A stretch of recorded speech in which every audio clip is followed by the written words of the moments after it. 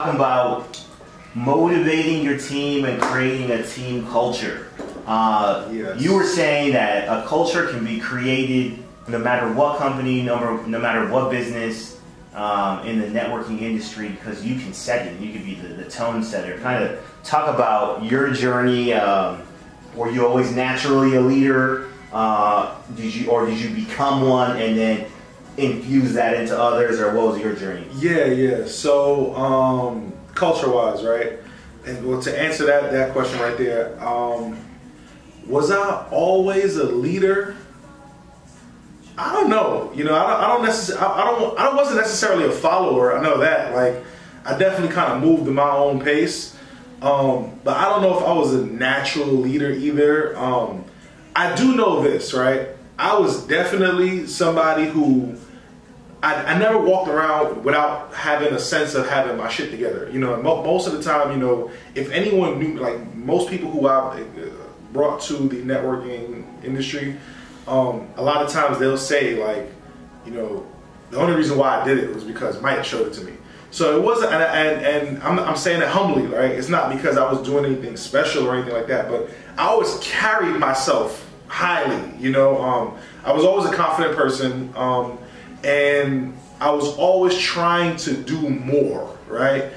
So if anybody was around me, I think they would get that sense of, yo, I would probably do it only because I know that he's about his business. Like, he's about doing something productive, you know what I'm saying? Does that make me a leader? Maybe, you know, like later on I definitely honed my leadership skills, like, throughout this process, and even having leaders that I look up to, you know, to follow suit and become my own leader. But I think I was just someone who I had a purpose. I always knew that I wanted to get somewhere, and that's very important for anyone who wants to, I think, have some sort of impact on people. You gotta want to go somewhere. You gotta want to be going in a direction, and that's the first thing that people, I think, are gonna want to follow. They follow people who know where they're going, right? That helped a lot. As far as developing or building a culture, I don't think I personally had like a one finger culture effect in my organization. Here's one thing I was really good at. I was really good at letting people in my organization do what's natural to them. You know, I noticed in one of my organizations there was a culture that was being developed of, like, you know, doing meetings in kind of wherever they can. You know, this group, they're called Team No Sleep, right? They were doing meetings literally like on the back of a car. Yeah. You know, they'll put a laptop on the trunk, and you know, then they would be going. They actually like the guy who started that group. He had his own place. He rented out like a small hall. And it was just an empty location where he went and bought some plastic chairs and put them up, and he would do a presentation out of it every single night. And it created this energy, you know what I mean? It's just like fun, festive energy that everybody was attracted to because everybody wanted to be around it. You know, it was just a great energy to be around, and it was a good place for, if you were brand new, you could bring somebody to this place and you can see, wow, there's so many people that's doing this, and there's so many people here seeing the information for the first time. It just created this like energy. So I'm not going to take credit for that. You know what I'm saying? What I will say though is that I'm not, even though that was happening in my organization, I wasn't going to be the guy to say, no, don't do it that way, because I didn't do it that way. No, I actually learned from that. You know, I saw what was going on from over there, and then I wanted to apply that in my other aspects of my business. You know, so I think it's like a dance. You know, you creating a culture is like a dance. It's something that you got to feel out. You know, you can't. To me, I think the best leaders are ones who listen and watch what's going on in their group, and they act on what's going on and listen to what their people want and need, versus just saying and telling them what to do in like a dictatorship. Yeah. You know what I'm saying? That's what I was good at. I was good at kind of like hearing out what was going on, feeling them out, and seeing what worked and what didn't work, versus like imposing my own will just because I felt like, you know. Okay. So are you are you somebody who leads more by example, like I'm taking so much action so other people do, or are you a person who leads by motivational words? A little bit of both. You know, I'm not going to be the one that's going to call you every single day to motivate you, but when we do speak, I will motivate you in however I can with my experiences, and I'll give you, you know, experiences that I've gone through. Or if I can't even do that, I'll get somebody else on the phone who's been able to maybe have some experiences that they can share to help you, you know, through it. And as far as actually, yeah, absolutely. Like I was way more, you know, the person of actually doing it versus telling you to go do it and seeing how it was. I always wanted to lead in that way. Like I wanted to be the guy. I always tell my teammates too, it's much better to, you know, instead of you being the person that is telling somebody what to do on how to go get the Ferrari, why don't you be the guy to pick them up in the Ferrari and tell them what to do while you're sitting in the car with them? You know what I'm saying? Yeah. I much rather just be the guy that's achieving the results, showing you how to do it versus trying to tell you, you know, how to do it. And I think that you'll find that most leaders who have a lot of results, they're that same way. You know, they're not out there really telling their teammates what to do too much, or their organization what to do too much. They're out there doing themselves so that when the time comes, it's important. You got to achieve those results so that when the time ever comes that you got to answer questions on how to achieve those results, you have the experience to do so. You don't want to be the guy who's always talking, you know what I'm saying, and don't have no results to show after you're done talking. No, shut up, go get to work, have the results, and when it's time for people to ask the questions, like, how did you do this? How did you do that? Here's how. You know, here's how. And here's what I have to prove that this works. You know what I'm saying? So it's way more than words. It's way more of action. You know. What's your take on that?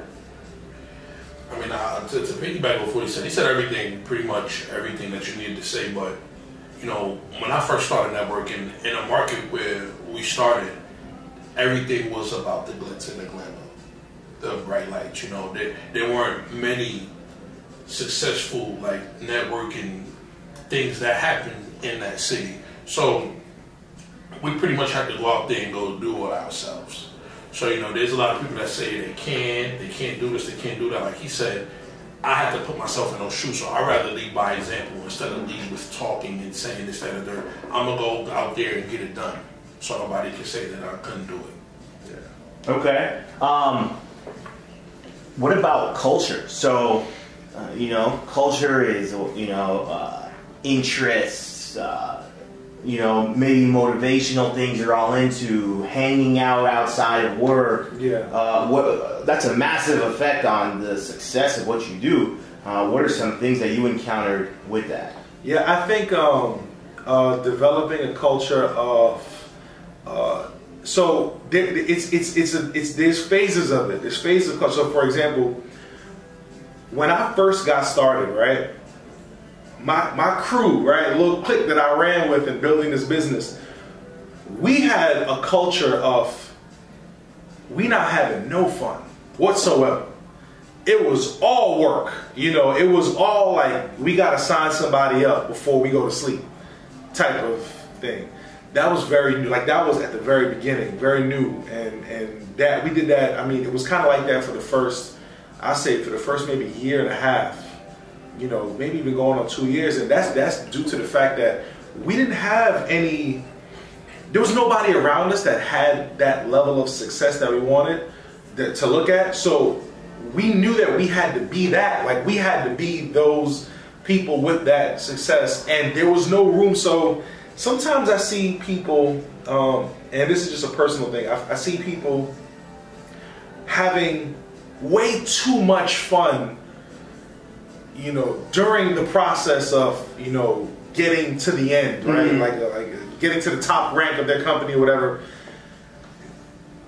Personal choice. You can go out and have as much fun as you want, but don't you think that the level of fun that you can have being a top earner in a company, being at the top rank of the company, don't you think if you sacrifice a little bit of that fun here, so that when you got here, you can have fun on the highest levels possible. So it's one thing where it's like, oh, I want to go out and, you know, hang out with the team tonight and 3 times a week, because it helps develop the culture of us getting to hang out and chill and get to know each other. And listen, that's all fine and dandy. Like, I'm not against getting to know and building rapport with your teammates. You can do that. That's cool.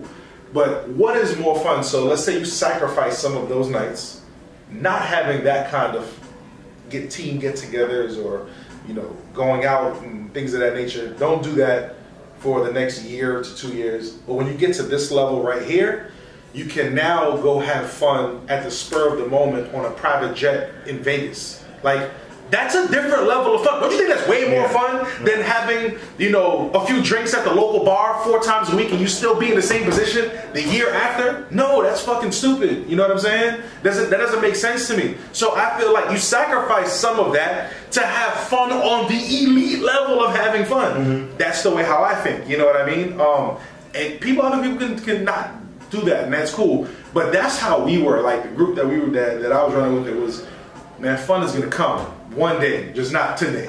We're not having fun today.